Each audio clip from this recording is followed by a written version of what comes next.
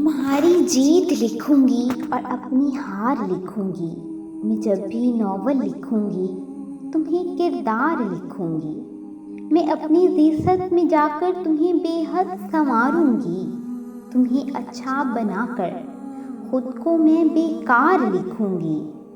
मुझे मालूम है कि ये सब झूठ है, लेकिन मैं हर एक मोड़ पर खुद को तुम्हें दरकार लिखूंगी।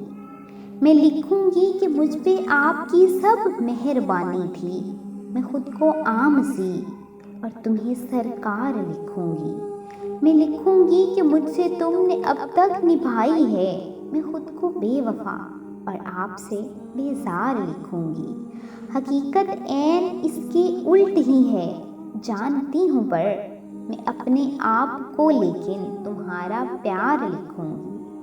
ये एक ही किरदार में सब भूल ना जाएं, तभी तो सोचती हूँ मैं तुम्हें हर बार लिखूंगी। मैं लिखूंगी कि मुझको आपसे सब कुछ मिला था, पर मैं खुद अपनी ही जानिब से तुम्हें इनकार लिखूंगी। अगर मैं एक ही किरदार में कुछ ना लिख पाई, या तो मैं उसको बाद में लिखकर और फिर 100 बार लिखूंगी। सभी किरदार का जब फैसला होगा कहानी में, मैं तुमको जिंदगी देकर खुदी को दार लिखूंगी। और फिर उन्वान को लेकर सभी से बहस भी होगी। तुम्हारी ज़ात ही उन्वान में आखिरकार लिखूंगी, आखिरकार लिखूंगी।